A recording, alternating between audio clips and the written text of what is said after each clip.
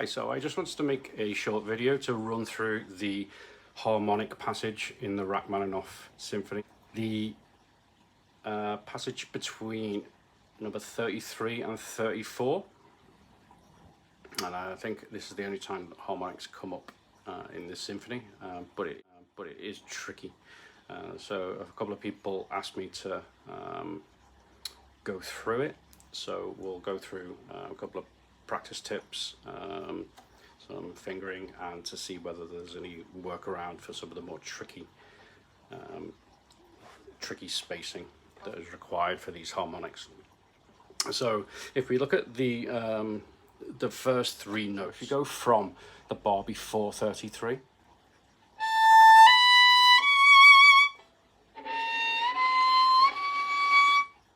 so really good way to practice it is just to do the bottom note with your first finger, just to get the shifting and the spacing under your fingers. So I usually just practice those just over and over. So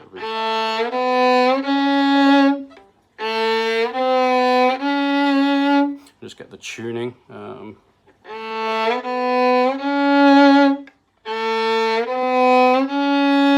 It's really difficult to not do vibrato, but I always try to not, if possible, do vibrato.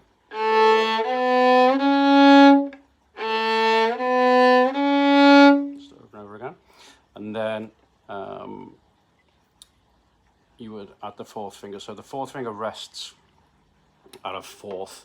So the spacing is exactly the same as if you were playing an octave on the string above it. So it's a really good kind of double whammy for practicing. So you can, if you practice either, it's really good for both. So you can practice octaves.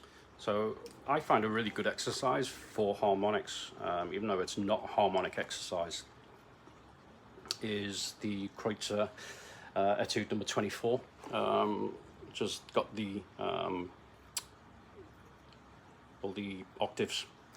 So and only because, as I said, octaves are really good for practicing fourth harmonics, false harmonics, because that space is always exactly the same. It's the one that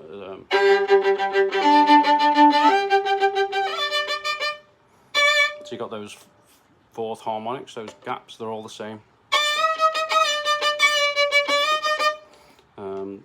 So Kreutzer Etude number 24 is really good for practicing both, obviously octaves. I don't think the whole etude is octaves, but there's a lot of them in there. So that is really good if you want to brush up on octaves and that false harmonic spacing. So if we move on to the next three notes, the next one would be on the D string. So if we practice the whole passage just with our first finger on the bottom note, and that gets the just the shifting like really under your fingers. So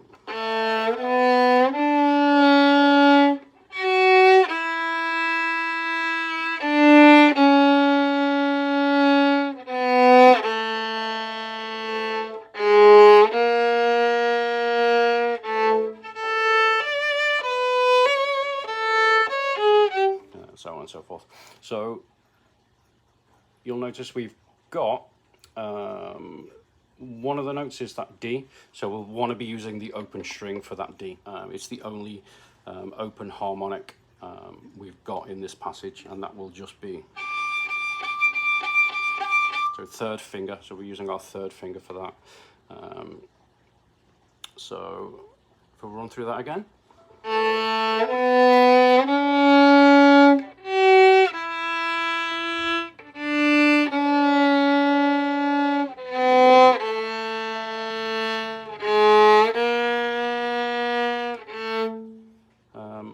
Okay, so then we're going to add the fourth finger for the majority of the notes, except for that one where the bottom note is D.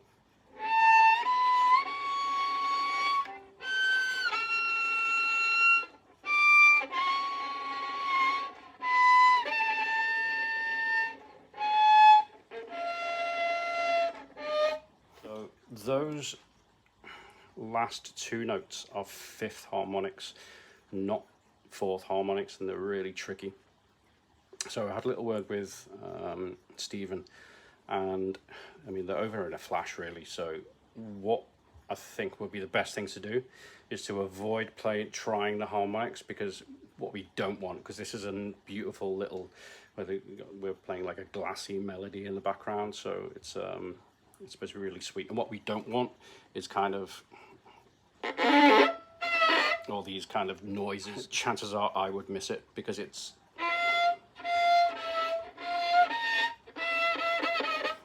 almost luck of the draw whether or not it will sound.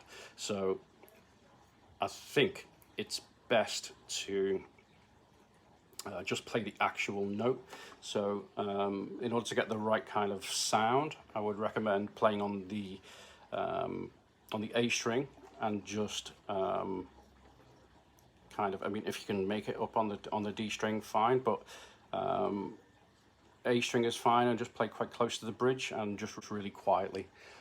So those last two notes of that harmonic passage, so it's the bar before 34, rather than playing that fifth harmonic stretch, you can just play that F natural. So the note itself would be an F natural going down to the E. So I would play, so just very gently on the A string. So the whole passage would sound like this, using the just the normal notes for those last two.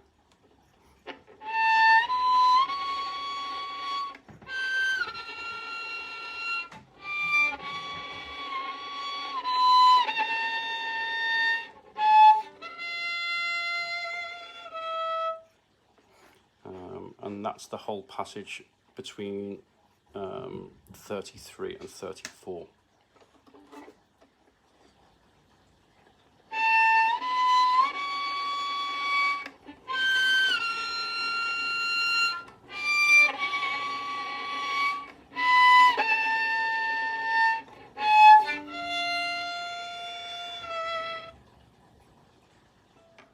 Well, I hope that's been useful, and I will see you all on Monday.